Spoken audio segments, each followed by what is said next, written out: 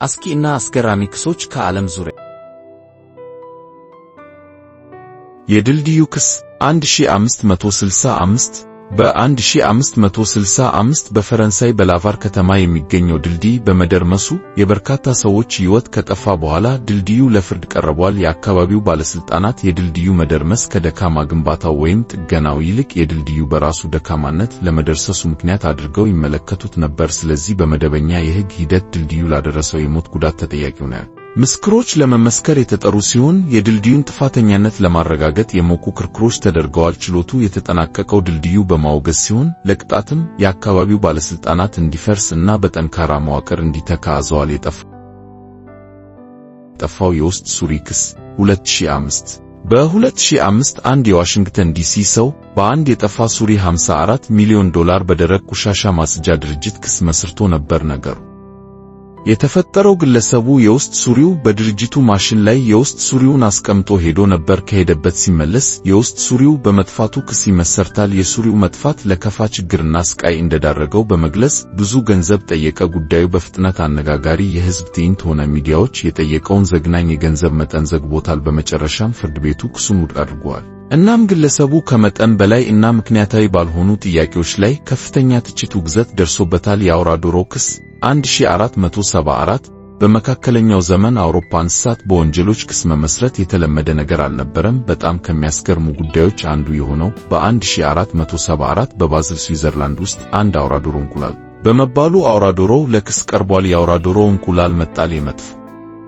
አምልኮ ውጤት መሆኑ በማህበረሰቡ በመታሰቡ ነበር። ነገር ግን አውራ ዶሮዎች እንቁላል መጣል ስለማይችሉ በምትኩ ወፎች ለችሎት ቀረቡ። ወፎቹ በጥንቆላ ጥፋተኛ ተደረጉ። በጊዜው የፍርድ አካል ሞት ተፈርዶባቸዋል። የማክዶናልድ ክስ 1998 በ1998 በአሜሪካ ውስጥ አንድ ሰው ማክዶናልድ እንዲወፍር ምክንያት ሲል ክስ መስርቷል። የ56 ዓመቱ አዛውንት የማክዶናልድ ምግብን አዘውትሮ መመገብ ለውፍረቱ አስተዋጽኦ እንዳደረገ እና እንደ የልብ ህመም እና የስኳር ህመም ያሉ የጤና እክሎችን እንደመጣበት ተናግሯል። ማክዶናልድ ለጤንነቱ ተጠያቂው ያደረገው ስለ ምግባቸው የጤና ጠንቅ በቂ ማስጠንቀቂያ ነው ሲል ተከራክሯል። ጠበቆቹ በተጨማሪ የማክዶናልድ ምግብ ሱስ የሚያስይዝ እና ለገበያ የሚቀርበው ከመጠን በላይ ፍጆታን በሚያበረታታ መንገድ ነው ብለዋል። ጉዳዩ በመጨረሻ ውድቅ ተደረገ።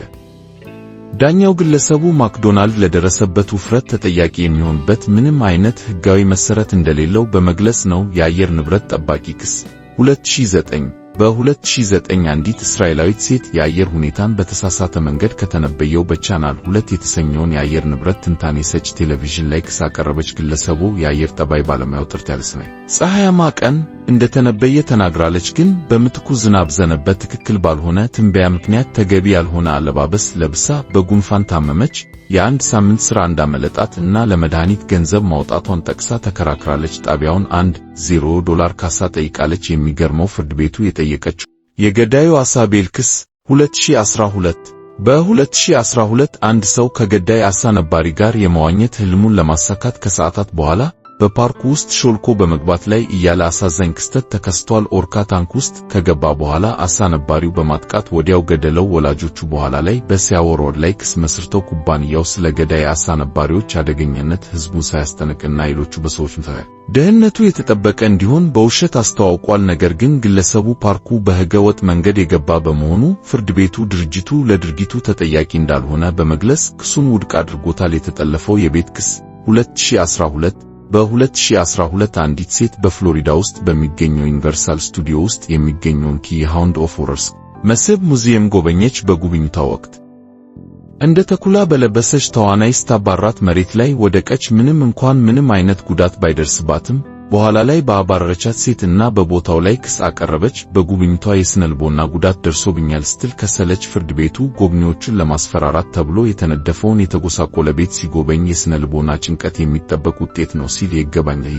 ማይክል ጆርዳንን የመምሰል ክስ 2006 በ2006 አንድ የኦሪገን ሰው በማይክል ጆርዳን እና ናይክ ላይ የግል ጉዳት ክስ አቀረበ። ማይክል ጆርዳን በመልክ በመመሳሰሉ ምክንያት ሚካኤል ዮርዳኖስ በማለት በተደጋጋሚ ሰዎች እንደሚሳሳቱ ተናግሯል። ይህም ከፍተኛ የስሜት ጭንቀት እንደፈጠረበት ተናግሯል። ፍርድ ቤቱ ግለሰቡ ከማይክል ጆርዳን ጋር ያለው መመሳሰል በጣም አናሳ ነው እና የሕግ ጉዳት እንደሌለው በመግለጽ ክሱን ውድቅ አድርጎታል። የእርጅናው ክስ 2018 በ2018 ኔዘርላንዳዊው ግለሰብ የ69 ዓመቱ ሰው ዕድሜውን በሕጋዊ መንገድ ወደ 49 ለመቀየር ክስ አቀረበ። የዕድሜ መድሎ በመጥቀስ የእሱ እውነተኛ ዕድሜ በቲንደር አጋጣሚ ላይ የሥራ ዕድሉን እና የስኬት ዕድሎችን አሉታዊ ተጽዕኖ እንዳሳደረ ተከራክሯል። ፍርድ ቤቱ ያቀረበውን ጥያቄ ውድቅ በማድረግ ዕድሜ በእውነታ ላይ የተመሰረተ እና ከድምፅ አሰጣጥ ከጡረታ እና ከኮንትራት ጋር የተቆራኘ በመሆኑ ግለሰቦች እንደፈለጉ እንዲቀይሩ መፍቀድ ፍትሃዊ አይደለም የሚል ውሳኔ አሳልፏል። የመጥፎ የፍቅር ቀጠሮ ቀን ክስ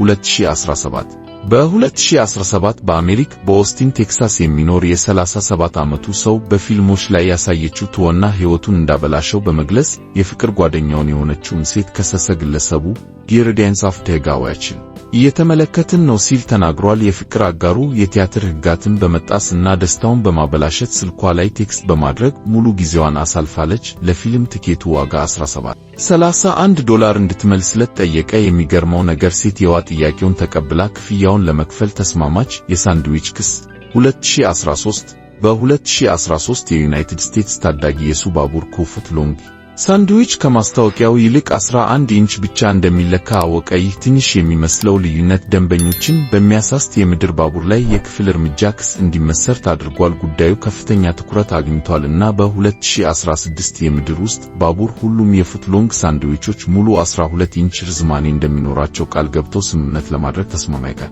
ክስ 897 በ897 እዛ ርዕሰ ሊቃነ ጳጳሳት እስጢፋኖስ ስድስተኛ ለፍርድ እንዲቀርቡ ከእርሱ በፊት የነበሩት ርዕሰ ሊቃነ ጳጳሳት ፎርሞሰስ አስከሬኑ እንዲወጣ አዘዘ። አስከሬኑ የጳጳስ ልብስ ለብሶ በዙፋኑ ላይ ተደግፎ እና መደበኛ የሕግ ክስ ቀርቦ ነበር። ፎርሞሰስ የቤተ ክርስቲያንን ሕግ በመተላለፍ በዋናነት ሀገረ ስብከትን ሲቀይሩ ጳጳስ ሆነው በማገልገል እና በኢጣሊያ አጼ ላምበርት ላይ በማሴር ተከሰው ነበር። ለሟቹ ሊቃነ ጳጳሳት እንዲከላከል ዲያቆን ተሾመ። ነገር ግን በሚያስገርም ሁኔታ ፎርሞሰስ ጥፋተኛ ሆኖ ተገኝቷል። የሊቃነ ጳጳሳቱ ሥራ ተበላሽቷል። ሰውነቱም ልብሱ ወልቆ የበረከት ጣቶቹ ተቆርጠዋል። አጽሙም ወደ የጠለፋው ክስ 2009 በሴፕቴምበር በ2009 በነፍስ ግድያ የተፈጸመ ጄሲ ዲሚክ በካንሳስ ውስጥ ጥንዶችን አፍኖ በመያዝ እና በቁጥጥር ስር ለማዋል ታዛዥ እንዲሆኑ ያስጠነቅቃል። ይሁን እንጂ ከጥቂት ጊዜ በኋላ ዲሚክ እንቅልፍ ወሰደው። ሁኔታው ጥንዶቹ እንዲያመልጡ እና ለፖሊስ እንዲያሳውቁ አስችሏቸዋል። ከታሰረ በኋላ ጥንዶቹ በአሰቃቂ ሁኔታ ለደረሰበት